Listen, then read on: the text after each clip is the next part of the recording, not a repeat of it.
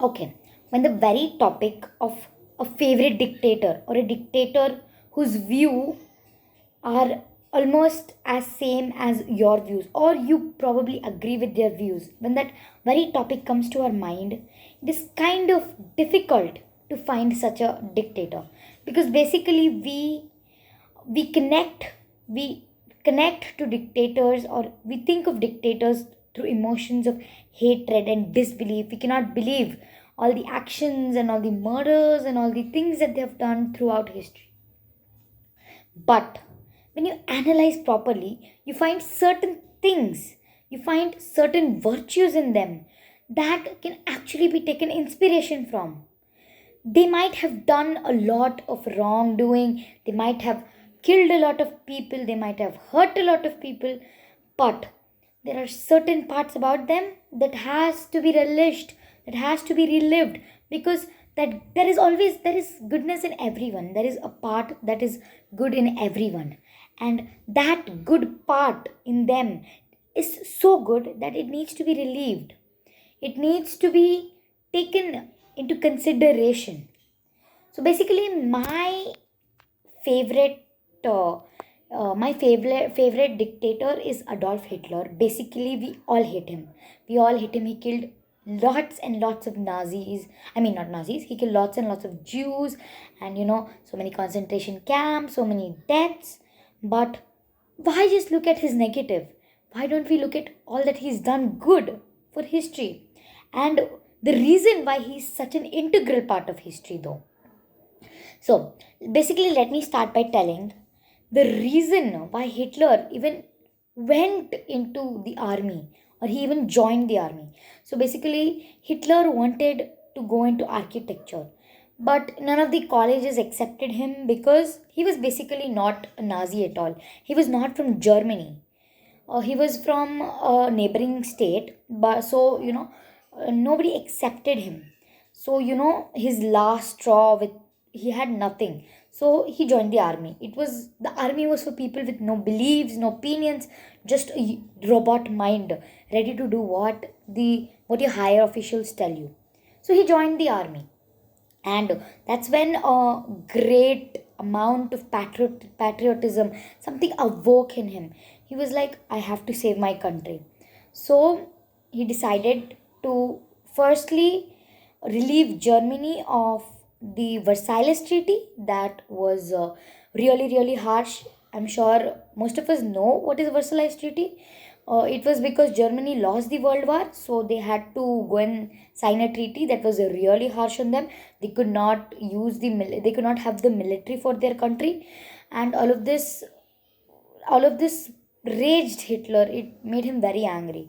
So he slowly got into power. He won people's hearts, and then once he came into a higher position, he did what he thought was best for his country.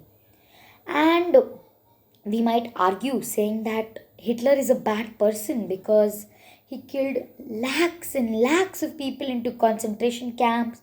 He did not allow, freedom of speech, opinion. He controlled the media and what not. There were so many things that happened that make us hate him till date. You tell Adolf Hitler, there is not one person who does not know them. There is not one person who doesn't shudder with the very thought of what might have happened had they lived in that era. But let us look from the point of view of Adolf Hitler himself. All of us have, all of us hate people. All of us have something against certain people. So, guessing by what had happened, Hitler wanted to make a state, a pure state.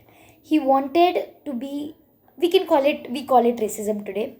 He wanted a fresh new breed. He wanted only one kind of color, the same eye color, the same hair color. He wanted only one kind, and he probably had something against the Jews, some kind of some kind of thing that happened in the past that made him have that kind of enmity against him. So, taking into consideration, though he had no right to kill such a large amount of the population, but Guessing he did, there must have been some reason, because there is no way he'd kill an entire community without not having. Like, let's take for example Hindus and Muslims. Hindus completely want to kill the Muslims, and Muslims completely want to kill the Hindus. If they had the chance, they would have. And here, Hitler had the chance. He was a dictator, he was in control of the entire state. He had the entire state in his hands, and everything could go according to him. Hitler said a quote that was, very beautifully said. It is actually a great quote if you think about it. Although it kind of goes against the principles of democracy, but that is how the world is going to become a better place, if you ask me. He said, if you don't like a rule, you have to follow it. Well, then follow it. But if you want that rule to be gone, then go on to work hard, go on to a higher position and change the damn rule. Well, if you look at it, that's right. Following democracy like we do today, we might shudder at the very thought of dictatorship. But what Hitler did was right. He changed rules that he despised. He changed rules that were probably hurting some part of the community, and probably that was the reason that community got to became a better part of the society. He also brought so many changes into Germany. We can see from all of this that he had Germany's best interest in his heart as an entire country, although not for its people, probably for the future. We can see Germany is prosperous today. It is a great country. you know it is not like any small or insignificant country. Everybody knows that Germany exists. And we all might compile Germany with Adolf Hitler, and might not mention he did a very, very, very, he had a very big role in improving the situation of the Great Depression, which was basically killing people.